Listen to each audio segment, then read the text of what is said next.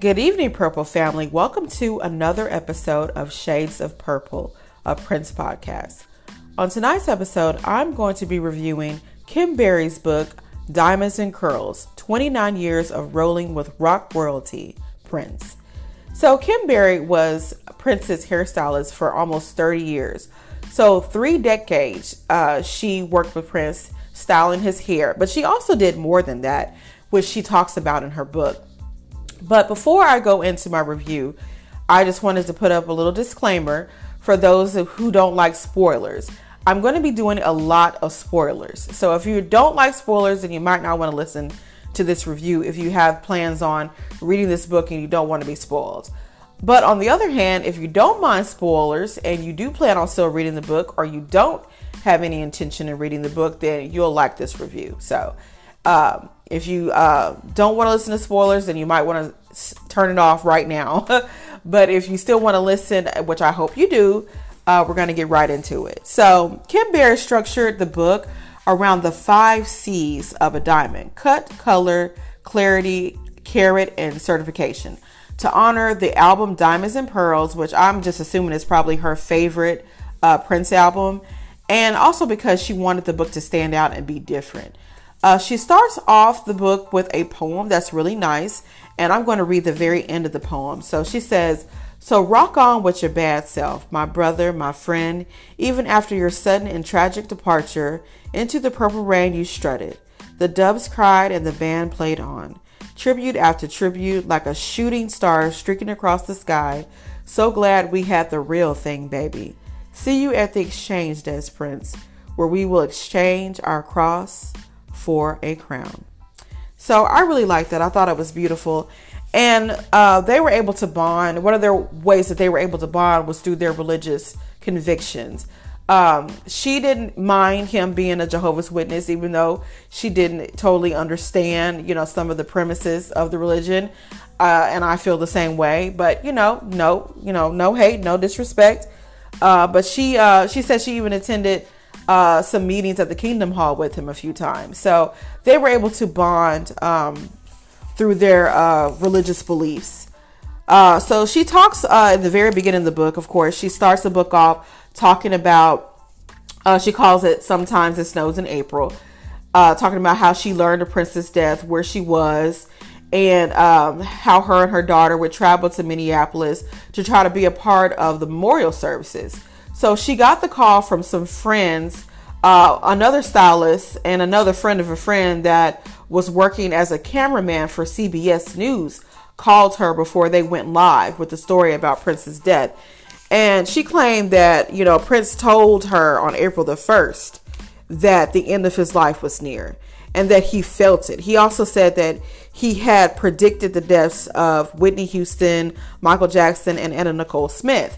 So this is what she's claiming. She's claiming that Prince predicted the deaths of these people and these other celebrities. And she said she got so many calls after the news broke about his death that her phone just died.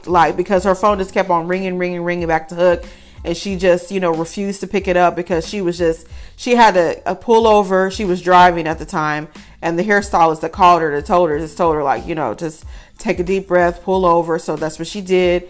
And she said that it was just ringing. And she just was in her car, she said, for 4 hours. And the phone just shut itself off. She claims Prince was cremated, which he was, the same day that he died, on the 21st. But I don't know how true that is, because I thought that Tyka had him cremated, maybe it was the same day on the 21st. But I thought it was maybe the second day, the next day on the 22nd. I know for sure by the 23rd he was cremated. But she's claiming that, Tyka had him cremated the same day.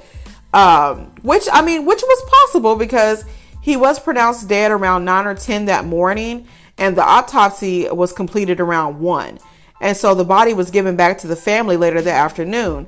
And so Kim, she kind of thought that it was very suspect of Tyka to have Prince cremated the same day. And to be honest, I agree. I mean, why not allow other people, such as his band members and people that worked for him, to be able to, say goodbye? So she kind of felt that she was robbed from that, because She left for Minneapolis that same day, thinking that she was going to get up there and be able to see his body, work on his hair one last time, and none of that happened. Kurt ended up calling her from the hotel and saying that, it was too late, that he had already been cremated and that they were already in the process of, getting together, the memorials and all that.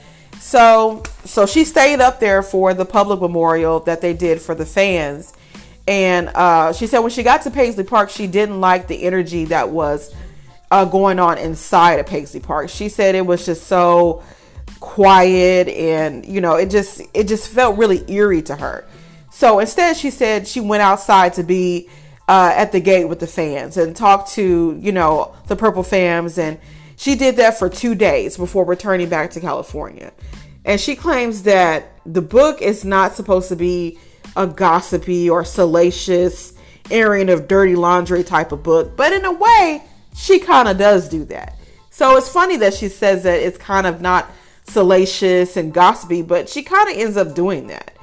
But instead, she said it's not that. It's an effort to shed light on Prince the man, since her role as his hairstylist was she was kind of like in between, his life and his art, and she was a mixture of both. So she would meet Prince through her boyfriend, a guy named Coco, who was Prince's bodyguard. And before that, Coco was a lifeguard and a local DJ out in California in the Bay Area. And he would eventually transition into being a bodyguard for people like Ice Cube, Mac 10, and an R&B group called Shy. So eventually, just as Kim was starting beauty school, her boyfriend Coco landed the job as a bodyguard for Prince. And at this point in the story, she detours to talk about Prince's early life.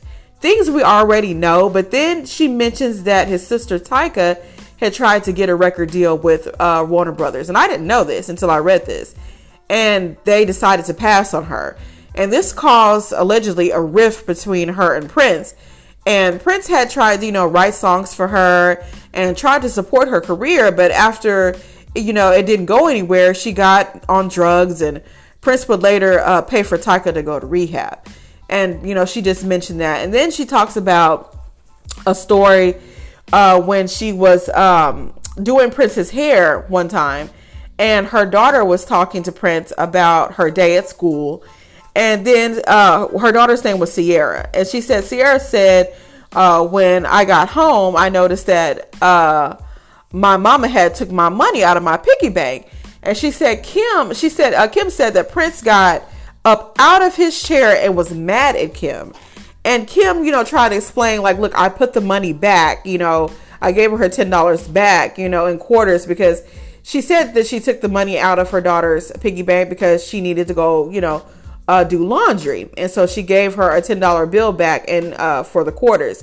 But Prince was still upset because she said that Prince told her that his mother, high on drugs one night, stole money out of his room that he had been saving up for a new guitar. So when I read this, I was like, hold up now. I have not read in any other memoir that I've read that Prince's mother was a drug addict. In fact, I've heard the opposite about his mother, that she was very kind and that, she might have had, some issues, but I don't know if they were necessarily drug related. Everybody has, an issue or vice or something, but this was the first that I had ever heard. So I don't know if this is what Prince told her, and I don't know. I don't want to say that it's not true, and then I don't want to say that it is true, but I've just not heard this from anybody else other than her saying that his mother had a drug problem. Like, I just don't know what to think about this. So anyway, so she said that was the reason why that, Prince didn't like hearing about, somebody stealing, a child's money, that he was saving up for a guitar. But he didn't even buy his first guitar. From what I understand, his father, John Nelson, was the one who purchased Prince's first guitar. So I don't know if Prince was trying to save up for another guitar or actually when this happened, because she didn't really give how old he was when this supposedly happened. But anyway, so I just thought that whole story was kind of a little weird. So anyway, through her association with Coco, going back a little bit, is how she eventually got to hang out with people who worked for Prince and just be around like on movie, not movie, music video sets and photo shoots and things like that. So in particular, she started hanging out with Prince's stylist at that time, a woman named Tanya, who was 20-something. She described her as a 20-something sister with a smart mouth. And she said they hit it off and became really fast friends. And she found jobs while she was on these shoots to make it look like she was working, which she was. So she would go get coffee and press clothes and run errands, and until eventually Tanya told her one day that, or is it Tanya? Maybe, yeah, I want to say Tanya, but maybe it's pronounced Tanya. But anyway, so Tanya told her one day that she was going to quit being Prince's hairstylist. And she didn't really say why. She just started, packing up her stuff one day. And she just, and she left. But not before her and Prince had got into it. So Prince must have said something about Tanya's lips being chapped. So she yelled at him, "If my lips are chapped, it's from kissing your little black ass." So, and that happened on Christmas Eve of 1988. So a few months later, Kim went to a club in Hollywood where Prince was, and to show him her portfolio. And she said that Prince, he kind of looked it over and said if she had a salon nearby that he would come by shortly to get his hair done. So she rushed back to a salon where she was working at, got everything set up the way that he liked it, blacked out. She used black cloth to put on the windows so no one would be able to look in and all that. And just for him to call and say he wasn't coming to the salon that night because I don't know what he told her. He just said something came up. But he told her, he was like, "Look, can you come to Minneapolis tonight?" And she was kind of caught off guard. And she was just like, "What?" Like, she's like, well, he was like, "Is there a problem? The flight leaves in an hour." And so she was like, "Oh yeah, no problem. I'll be there." So that same night, she catches a flight to Paisley Park. And she talks about that was the first time that she ever saw snow. Because of course, living in California, it never snows. And so she had never seen snow before. So she was just like, oh, it's, she described it as being, very beautiful and all that.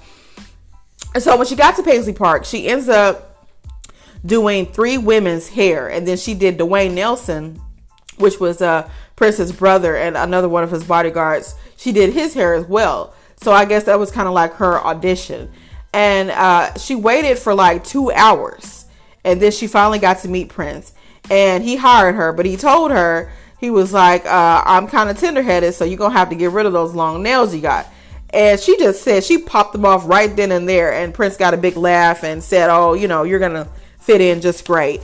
And so that's when she basically, became his stylist after that. And she mentioned in one section how Prince was a taskmaster. And he was really hard on people that worked for him because he set such high standards. And that I have read before. And he even had, really, very high expectations. And like you couldn't tell him no. Like you could tell him anything but no. If you couldn't get something done, like you had to figure it out. And he would give people, different tasks. Like sometimes she said not only was she the hairdresser, but sometimes she would be a seamstress. Other times she would be, even a bodyguard. Other times, so it was just whatever task that Prince needed her for at the time. So, but she was kind of used to coming up in a strict environment because between having strict parents and then being in a strict beauty school, it kind of prepared her for Prince in many ways. So he would, get mad and yell and cuss people out, before he stopped cussing and before he became a Jehovah's Witness. And, she would just be like, wow, like why is he this way? And he would have a tendency to fire people. But before he would fire them, he would get them to train their replacement. And Kim said that Prince tried this with her. And what I mean tried, he tried it. So she said he could be petty like that. So his second wife, Manuela, for whatever reason, Kim said that I guess they just could not see eye to eye, couldn't get along.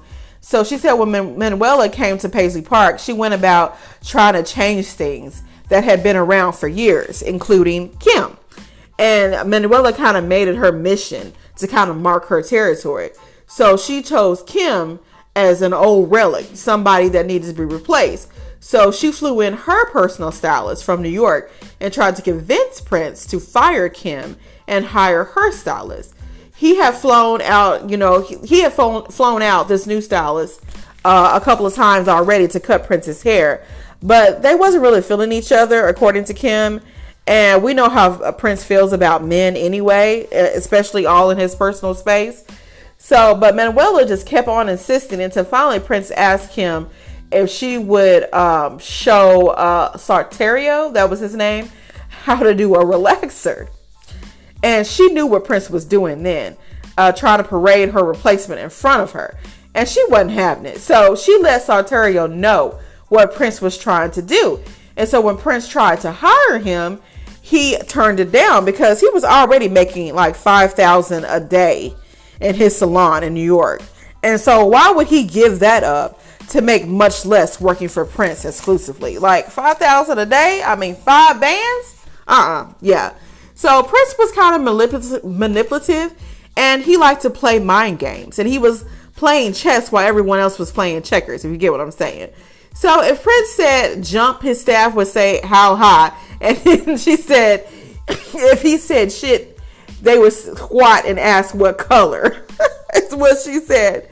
So, and then she talked about women would, put their morals to the side, by having threesomes with him just to say that, they were, having sex with Prince. And he would send other women to go pick up. He would send women to pick up other women to bring back to Paisley Park. That's how much of a pimp Prince was. And she talks about how a lot of this behavior changed when he became a Jehovah's Witness, after meeting and befriending, of course, Larry Graham. But once he felt Jehovah's Witness could no longer teach him anything new, he went to the highest ranking person in the Jehovah's Witness religion. And actually, in another book, this thing called Life, Neil Carlin, he talks about this as well. So this, I think I kind of believe, because he talks about the fact that Prince kind of toward the end, around, I think maybe 2014, 2015, he became a little disillusioned with the Jehovah's Witness. Now, I don't think he left per se, but after talking to the highest ranking person in the Jehovah's Witness kingdom community, and they were not able to answer a lot of Prince's questions, Kim said something broke inside of him. And so I don't know if he was just like, okay, they can't give me the answers, so I mean, now what? So, but from what I understand, he was still considered to be a Jehovah's Witness, because after he died, they had a memorial for him, I think, at the local Jehovah's Witness hall in Minneapolis. So I don't know if he just was still a practicing Jehovah's Witness, but wasn't as strict on, his beliefs as maybe he was before.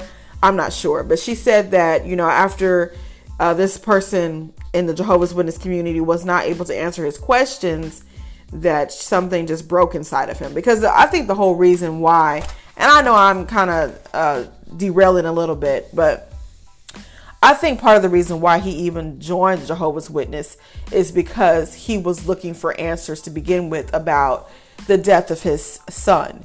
And I really felt like that he was in a very vulnerable place. And I think Larry Graham was able to pick up on that.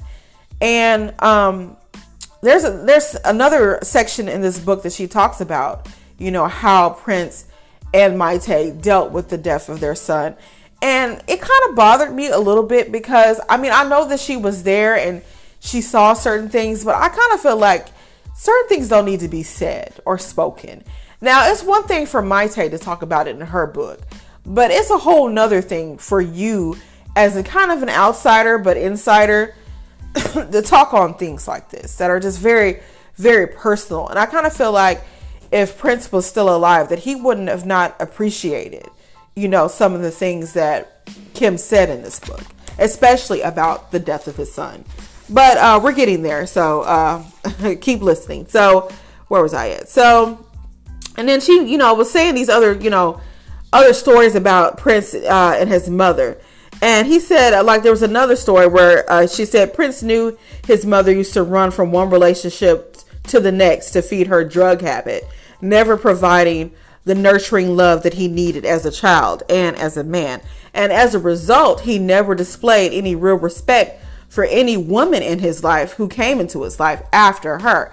And I just I don't know about that either, because I don't know how much running around she was doing, because of course she did marry again after her and John Nelson divorced. So I don't know if she was running around on Hayward Baker, but I just don't see her being this drug addict that she's claiming.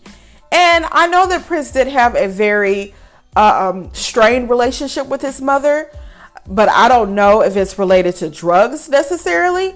But I do know that he did have a very close relationship to Andre Simone's mother, Bernadette, and that he had a lot of respect for her. So I can't see how you can equate, that his mother was this supposed drug addict and she didn't, have any respect for herself. So therefore Prince didn't have respect for women. But then he did have a female role model, a mother figure in his life that he did respect. So it just, I don't know. It's just like, it's the math ain't mathing for me. You feel me? So when these stories would come up about his mother, I'm just not sure exactly if she was understanding exactly what Prince was saying, because I just don't see Prince saying this stuff about his mother. And the fact that, Prince would say in The Beautiful Ones how much he wanted to write, a whole chapter on his mother. Actually, he wanted more than that. Wrote about The Beautiful Ones about his mother and how much of a role she played in his, in his career. So that's just not meshing with other things that I have read and heard and things like that. So, but anyway, but going back to, speaking of Andre, the rumor about Prince and Andre, that they had got caught having an orgy in Andre's basement. So a lot of this stuff is just, like I said, stuff that I have heard and read about, but we don't really know if it's true. Prince never denied it. But Prince had a tendency to view women as sexual objects, according to Kim, which, I mean, what man doesn't, but, so anyway, she talks about how she was a foo-foo girl. Her and, Prince's personal assistant, anytime that, he would get a hotel room, they were in charge of setting it up to make it look more, like home. So they would put rugs and shades over the lamps and things like that. And so anytime that he would go somewhere like a hotel or something, they would set it up, and it was called foo-foo, which I don't know why, but Maite also mentioned that in her book as well, that the foo-foo people would come in and decorate the hotel room and make it look really nice. So she talked about his fly-by-night girls that were Prince's flavor of the month. Like Kim would do their hair, and whether they would be there for 3 days or 3 months or 3 years, they would be here today and gone tomorrow and replaced by the next one. And they would try to ask her for advice about how to keep Prince interested, and she would never say anything because she said her check was cashed. Her check was wrote by Prince Rogers Nelson, and she felt like she didn't owe them any loyalty. She owed Prince loyalty. So she said that she would never, tell them how to keep Prince interested or anything. Excuse me. Anything like that. Then she started naming some of Prince's conquests. Vanessa Marcel, which was the lady that was in The Most Beautiful Girl in the World. She was in that video. She was an actress. Mel B, Chili from TLC, Rosario Dawson, Ananda Lewis. She admitted to knowing that Prince had a type, a vanity-esque, as she called it. But there were some exceptions, she said, including some dark-skinned beauties. But she didn't name any dark-skinned beauties. But she did say that Prince did date dark-skinned women. So that kind of refutes what a lot of people try to say, that he was a colorist and that, he didn't like to date black women, yada, yada, yada. I never believed that was true anyway, but she kind of confirms it here. She quoted what Maite said about the women that was in Paisley Park, or the woman. So the woman that was at Paisley Park was the woman that Prince wanted to be with. If you were not at Paisley Park or not in Minneapolis, then you were the woman on her way out.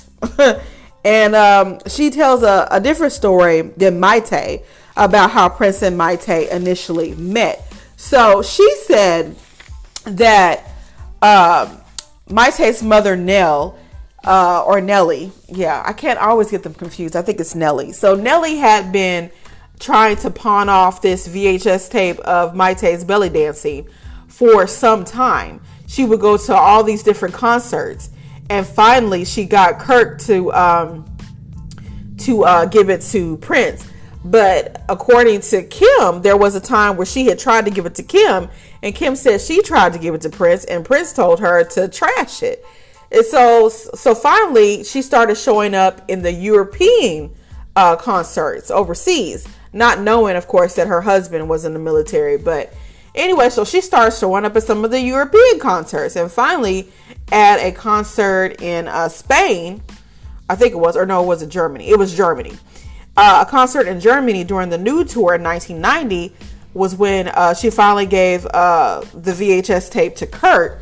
And Kurt finally, I guess, I don't know if he convinced Prince to look at it, or Prince just decided, oh, okay, I'm tired of seeing this woman, I'll just watch it.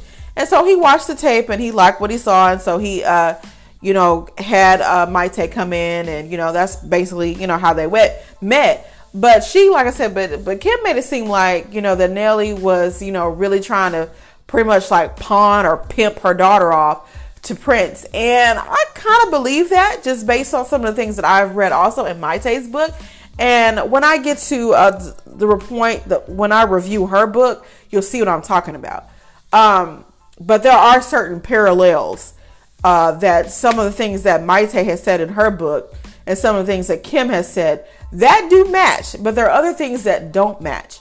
Another thing that didn't match was that, and I guess Maite, for whatever reason, she didn't reveal this in her book, but okay, so these two twin women that were, I don't know if they were Maite's cousins but anyway, they were one of them were trying to extort money from Prince after the death of Amir.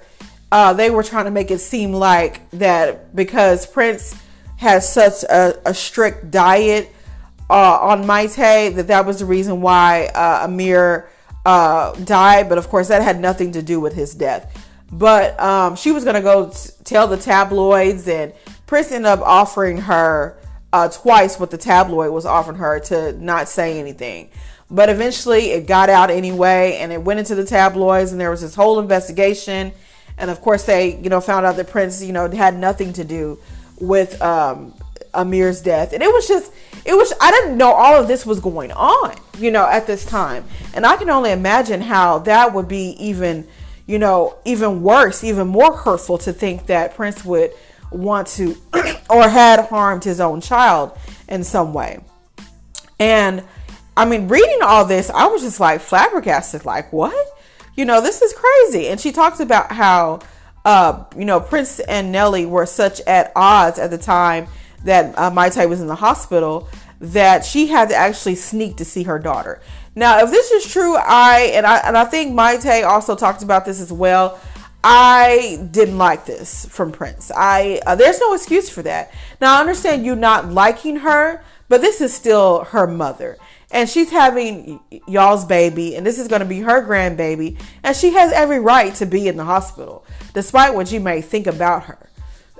And so if Prince really did do this, then shame on him, And, but like I said, he may have had his reasons, but I don't agree, if this is what happened. And she talked a lot about, things like that were going on, and the fact that, that Amir was going to have all of these surgeries. And I mean, she just revealed a lot of things that I kind of think that she should not have, especially when it came. She said that it wasn't going to be, like I said, a salacious book. But for me, it kind of was, because she talked about, she named names of the women that, that Prince had slept with, supposedly. And she talked about, toward the end of the book, that's all she talked about, was about how Amir had died, and how, Prince was acting, and how he just was like, after he passed away, how he just, he went back to doing his music because he never did grieve properly. And he just kind of left Maite in the hospital. And Kim would say, she felt really bad about that. And I do too, and because Maite did talk about that as well, how neither one of them were really able to process Amir's death. But the whole extortion thing that this twin, it was, I can't remember their names off the top of my head, but one of the twins, I think it was Arlene, and then Arlene, and then something else that kind of rhymes with Arlene. You know how twins have rhyming names? It was something like that. But I think their last name was like Mojica or something like that, or Mahaya, something. So the twin that tried to extort Prince, supposedly Kim said that she saw this same twin, like she was making she had made like a pentagram, and was making these like chants, these like demonic chants and stuff. She said she saw her doing that one day, and she was like cursing, Prince, and maybe cursing, her cousin Maite, and it was just weird. She got into this whole story about it, and I mean, so I don't know if this had anything to do with Amir's death. I hope it doesn't or didn't, but I mean, it's tragic that that this woman would try to extort Prince, take money from him during a time like this, when they have lost a child, and you would want to do something like that. I mean, it would take someone evil to do something like that. And if this is what this woman did, then she was in fact evil. And maybe she did do some kind of demonic, chant thing. And I mean, it was just really bizarre that she would kind of end the book like that. That she kind of ended it talking about, the fact that she really felt like that had Amir lived, that not only would Prince still be here, but that him and Maite would still be together. And I mean, and that's definitely possible. I think that's definitely possible. But of course, we'll never know that to be true. But, she spoke very highly of Maite in the book, despite, everything that went down.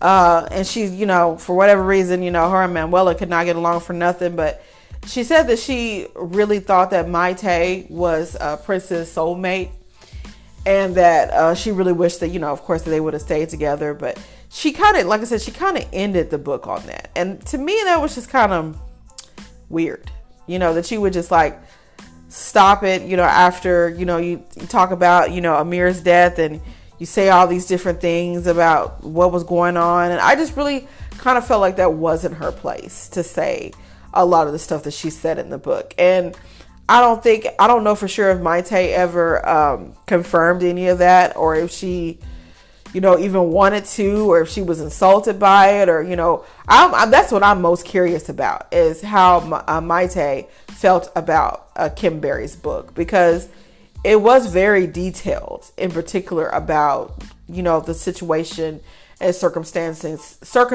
surrounding her son's life and death. And I really felt like that Maite is really the only person, other than Prince, that should be allowed to talk about that. And so I was kind of offended by that, if I'm being honest. And like I said, you may feel differently for those who have read the book, but I just kind of thought that was kind of in poor taste for Kim to do that. And even though she may have had good intentions behind it, just maybe trying to highlight, some of the drama that was going on at that time. But it kind of put Prince in a bad light also, as well. And like I said, I don't know if that wasn't her, obviously that, wasn't her intention, but, because Maite told a similar story, but it didn't make Prince look like an asshole. And not to say that he wasn't, but he was grieving as well, but he just didn't know how. He, instead of, dealing with his son's death, he just went straight back into his music. But at one point, she said in the book, right after Amir, because I guess Prince had him cremated, that he was just holding on, to the urn for weeks and weeks at a time. And then at one point she said she didn't see him with the urn anymore. And so according to, Maite, supposedly he had everything destroyed, including Amir's ashes. And like I said, I really hope that he did not do that. But I don't know. But Kim said that, after a while she didn't see him anymore with the urn. And I mean, like I said, everybody grieves differently. But I'm not going to excuse if Prince actually burned his baby's ashes. That is just, no words for that. I really don't have any words for that. And I hope to God that he really didn't do that, because that's awful. But like I said, he's not here to answer for that anymore. So I'm not going to speculate on that. But it's things like that. She didn't say that in her book. Maite said that. But she talked about him just, having the urn, on him and around him for weeks after he died. But I still felt like that it just wasn't in her place to say some of these things, whether they were true or not. And then the whole thing with, his mother being this drug addict, I'm not really buying that either. So I don't know why Prince told her that, if he did tell her that. So a lot of things about this book just had me scratching my head, and making me wonder, like, okay, what's up with this? So for those of you who have read the book, what were your opinions on the book? Like I said, there are some things, like I said, that I really liked about the book. She told some really great stories, which I won't really go into, but you'll just have to read and find out for yourself. But the stuff about Amir and that whole situation with Maite and Prince's son, I just really thought that was in poor taste, and I did not like it. So there's that. But so I'm going to end the review on that note, because she just ended it like that, like the book just ended talking about that. And so let me know what you guys think of the book. It was also a little short book. It's not very long. It's like 190 pages, so it's a little under 200 pages. So you could probably read it, in a day, really. It took me a little bit longer, only because I had, I always have, I've got 2 jobs and I've got a lot of things going on. So it took me a little longer to read it. But this was actually my second time reading it, because I read it when it first came out. And a lot of these books that I'm doing reviews on, I'm just rereading for the podcast, because I read them when they first came out. Des Dickerson's book was probably the only one that I didn't read when it came out, because it came out in like 2003. So I didn't read it, but I did read it a few years ago, as well as Brown Mark and Morris Day's books. I read those when they came out as well, and I will be reviewing those as well.